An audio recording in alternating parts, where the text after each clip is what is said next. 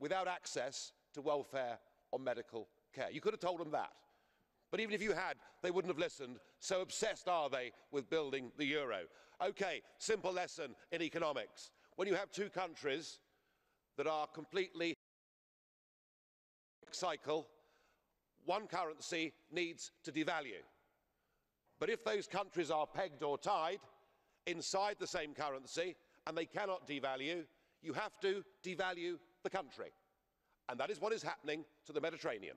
We are devaluing the Mediterranean and it's leading towards third world status. No amount of socialist state spending can mend this imbalance, and it's about time, if people here cared for the citizens of Europe, particularly in the south, that we admitted the euro doesn't work for southern Europe, and it's time we broke it up and gave countries currencies that reflected their current economic status. Thank you.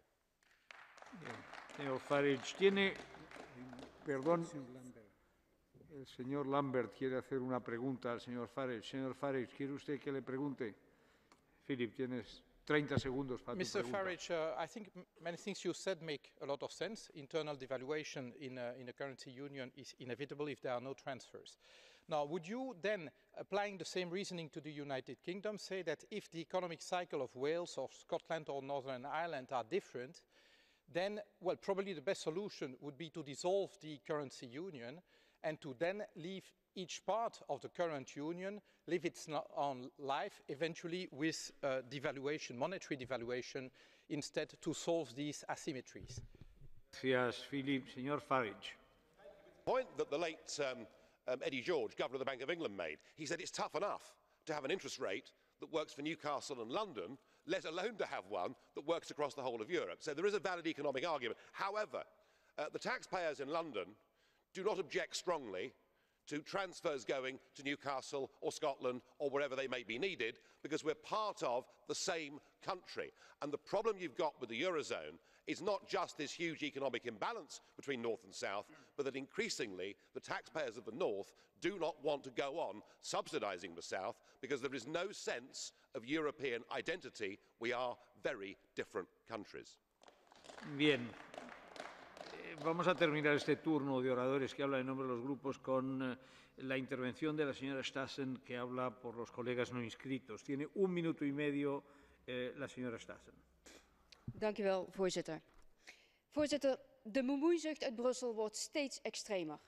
Nederland moest zijn begroting al voorleggen ter goedkeuring, maar dat gaat de Europese Unie niet ver genoeg.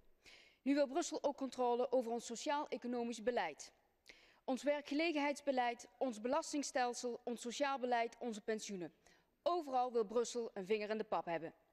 Economische beleidscoördinatie heet het in EU-jargon, maar het is je reinste planeconomie. Ongekozen bureaucraten van de Europese Commissie houden hierbij toezicht op de lidstaten. Landen die braaf luisteren naar de dictaten uit Brussel krijgen geld. Het leidt allemaal tot nog meer controle, centralisatie. I also want to thank the Greek presidency and Greek government for their work for the annual growth survey, including working for the single market, especially in the field of services, which Mr. Kourkoulas referred to.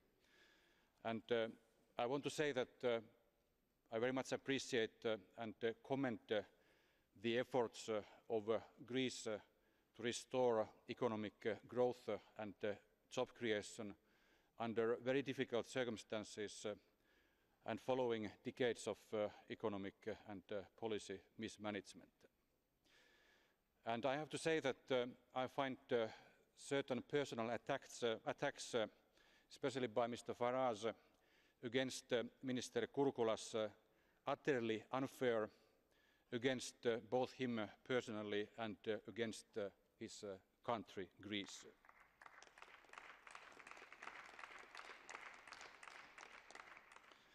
I'm actually very proud of having worked with you, Mr. Kourkoulas, when you were posted in Sofia and Sarajevo, when we worked together for the successful stabilization of the Western Balkans. European diplomacy will continue to need you and the positive contribution of Greece. As I've said before, when you need a good guy in a real trouble spot, I say call Kourkoulas. Members, now that the economic recovery is gaining ground, we need to focus on strengthening its foundations and boosting sustainable growth and job creation. That's why we need to stay the course of economic reform, and in addition, we need to work in order to restore bank lending for the sake of investment and job creation, especially by the SMEs.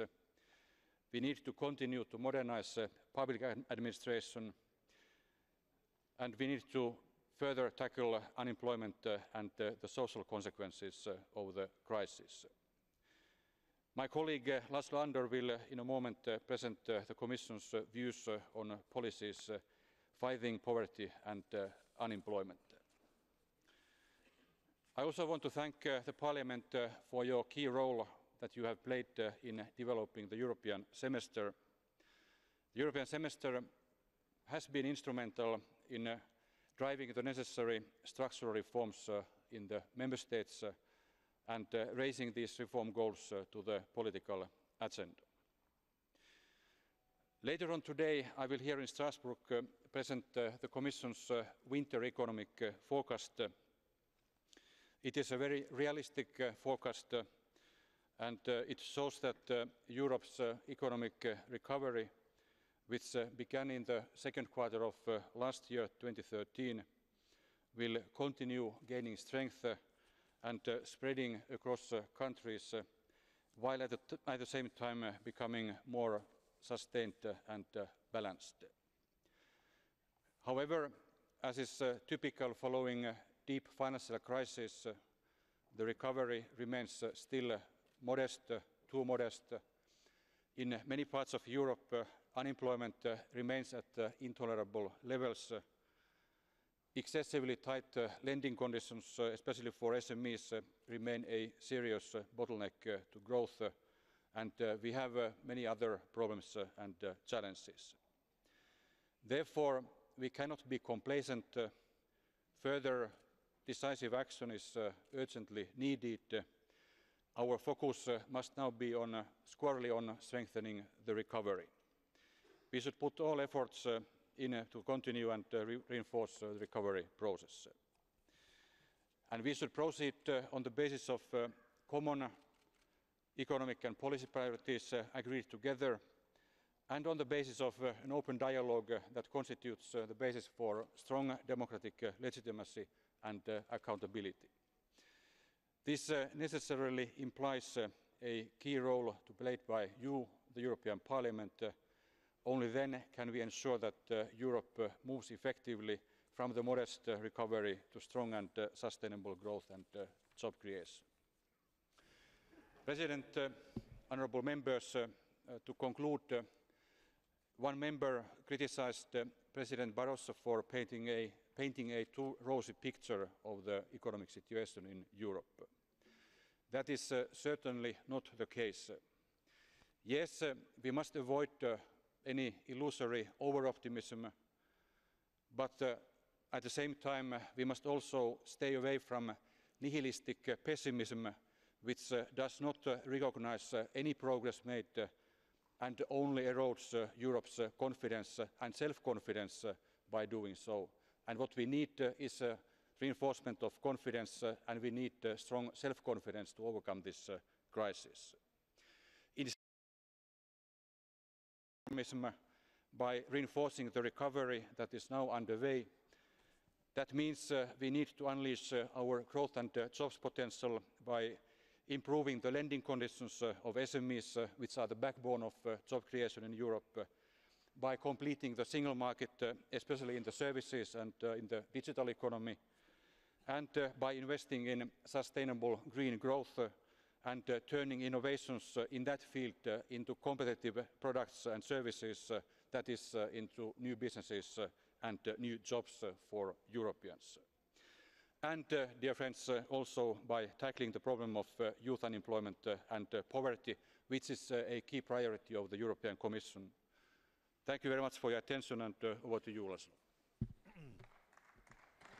Mr. Andor. President, honourable members, indeed I need to echo Vice President Rhen tackling youth unemployment and poverty are priorities for us. There are very important developments. It's not only that economic growth is coming back, but job growth also is coming back. But as Mr. Barroso and Mr. Rhen always say, this is also the time when we have to avoid complacency and focus on the quality.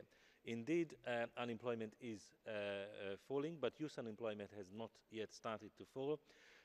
Working conditions have not yet started to improve, and poverty still continues to